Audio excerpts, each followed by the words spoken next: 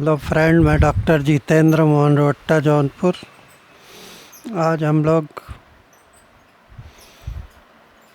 काली hydro iodide 30 या 200 या 1000 number allopathic चिकित्सक में सिफिलिस के रोगियों की चिकित्सा हेतु पारे का मर्कसाल या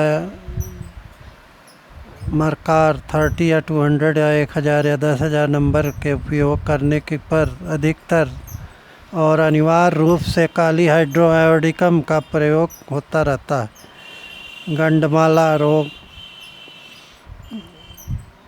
मम्स के फलस्वरूप शरीर में जो विकार उत्पन्न हो जाते हैं उनके निराकरण हेतु भी इस औषधि का उपयोग एक वैकल्पिक औषधि के रूप में होता है।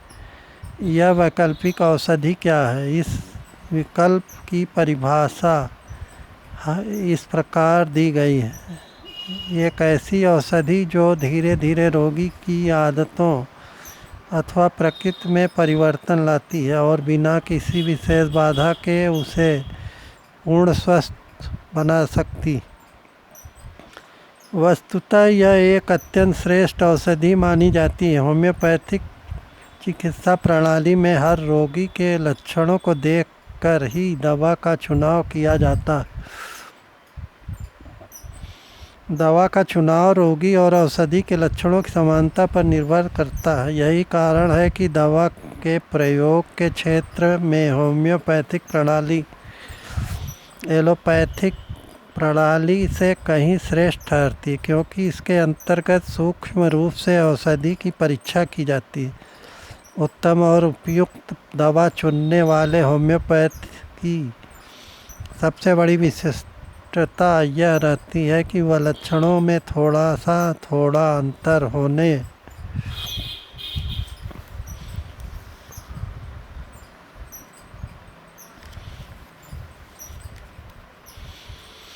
पर भी इन अंतरों और भेदों पर बारीक नज़र रखते हुए उपयुक्त औषधि का चुनाव करता है।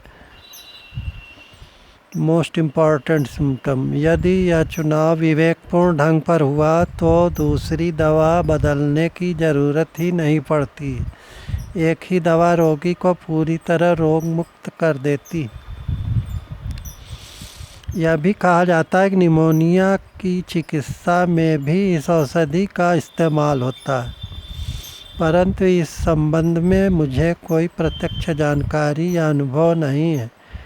इस संबंध में डॉक्टर फेरिंग्स का कहना निम्न है: निमोनिया रोग में जब फेफड़े के यकृत के रूप में बदलने की क्रिया अवस्था प्रारंभ हो जाती है, जब रोग किसी एक अंग या स्थान विशेष पर केंद्रित हो जाता है या रक्तस्राव शुरू हो जाता है। ऐसी अवस्था में यदि ऐसे स्पष्ट लक्षण मौजूद न हो जिनसे ब्राइनिया 200 के फास्फोरस 30 या 200 या सल्फर 200 देने की ज़रूरत महसूस न हो, तो मैं आयोडीन या पोटास का आयोडाइड इस्तेमाल करने की सिफारिश करूँगा। काली आयोडाइड या काली हाइड्रो आयोडाइड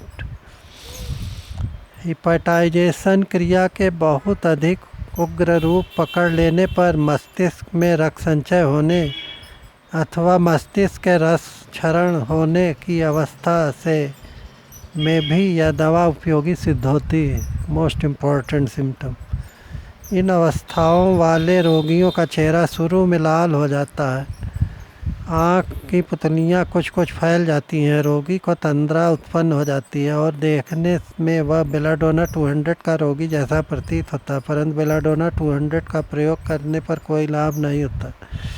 रोगी की हालत और भी अधिक खराब हो जाती, सांस भारी हो जाता है तथा आँख की पुतलियों पर रोशनी की क्रिया और भी घट जाती।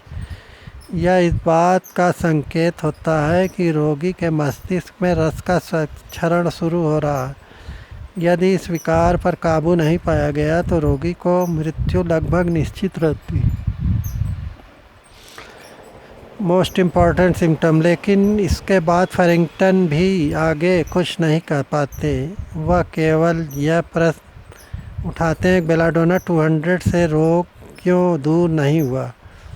ऐसे मामलों में केवल लक्षणों के आधार पर दवा देने से रोग उन्मूलन नहीं हो सकता, क्योंकि रोग के सभी पहलुओं पर पूरी तरह गौर नहीं किया गया। इस कथन के से फैरिंगटन का वास्तविक अभिप्राय क्या है? इससे क्या उनका आशय यह है कि उन्होंने हेपेटाइजेशन की अवस्था को दृष्टि में रखे बिना ही बेलाडोना 200 औषधि का प्रयोग किया? निमोनिया में ब्राइनिया 30 या 200, फास्फोरस 30 या 200, सल्फर 200 और काली आयोडाइड 30 या 200 देने से बहुत लाभ होता है। बेलाडोना 200 का प्रयोग करने का निर्णय ले लिया था, अथवा वह यह कहना चाहते हैं कि अन्य लक्षणों के बिना ही फेफड़ों का यकृत भाव परिवर्तन ही लक्षणों के सभी पहलुओं को उजागर कर देता है।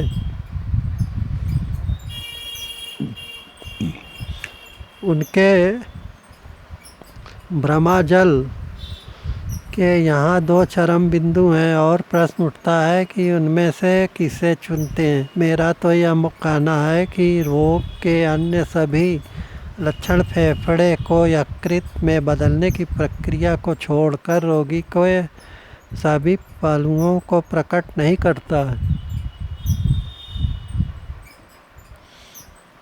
यकृत में बदलने की प्रक्रिया भी एक प्रमुख लक्षण है, अर्थात मोस्ट इम्पॉर्टेंट सिम्टम। सभी लक्षणों में वह भी एक लक्षण है।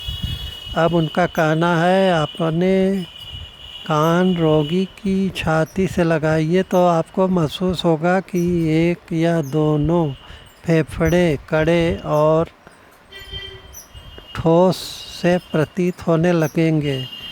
मैं इसे एक अत्यंत विषयनिष्ठ लक्षण मानूंगा और रोग पर विचार करते हुए उसकी किसी भी प्रकार उपेक्षा नहीं की जा सकती। यह बात भी स्मरण रखिए कि आश्रयनिष्ठ और विषयनिष्ठ दोनों ही प्रकार के लक्षणों पर विचार करना और उन्हें ग्रहण करना उचित और उपयुक्त है।